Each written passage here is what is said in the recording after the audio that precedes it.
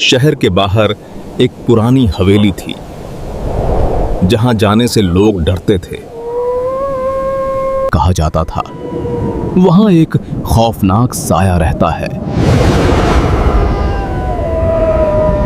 जो कोई भी उस हवेली में पूरी रात गुजारेगा उसे 500 सोने की अशरफियां दी जाएंगी। मगर शर्त यह थी कि वह डरकर भागेगा नहीं। नहीं, वो हवेली बहुत खतरनाक है, कोई वहां जिंदा नहीं रह सकता।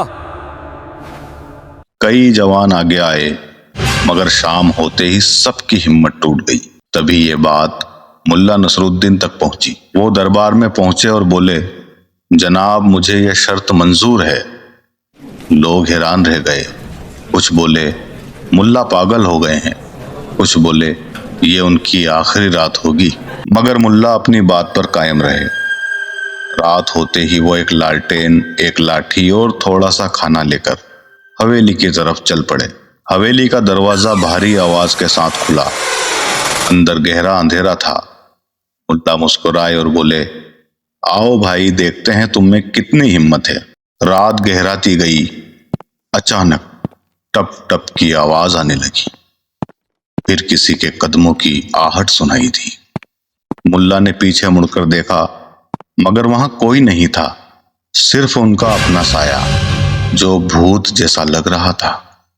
मुल्ला हंस पड़े। ओ साये, इतना डर क्यों दिखा रहे हो?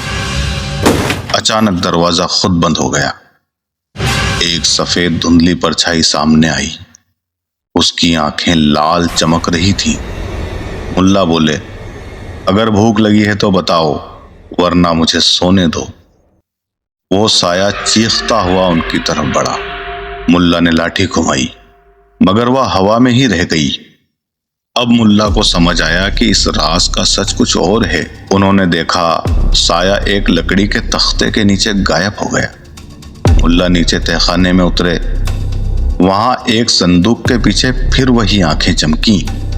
मुल्ला गरजे, नसरुद्दीन सिर्फ अल्लाह से डरता है। साया बोला, यहां से चले जाओ वरना जान से मार दूंगा। मुल्ला हंसे, पहले ये बताओ इतने साल यहां रहकर थके नहीं? साया गुस्से में आ गया। सामान उड़ने लगा, मगर मुल्ला ने गौर से देखा, दीवार में एक छोटा सा सुराख था। वहां से हवा आ रही थी और पर्दा हिलकर डरावनी शक्ल बना रहा था। मुल्ला मुस्कुराए, अरे ये तो चाल है। उन्होंने पर्दा खींचा। सामने एक आदमी खड़ा था, डरा हुआ, कांपता हुआ। मुल्ला बोले, तो तुम हो भूत? वो आदमी रो पड़ा, मैं चोर हूं, मैंने ही ये अफवाह फैलाई थी। मुल्ला ने उसे बांध दिया। सुबह होते ही वो चोर को लेकर बाहर आए। लोग हैरान रह गए। मुल्ला बोले, ये रहा आपका भूत।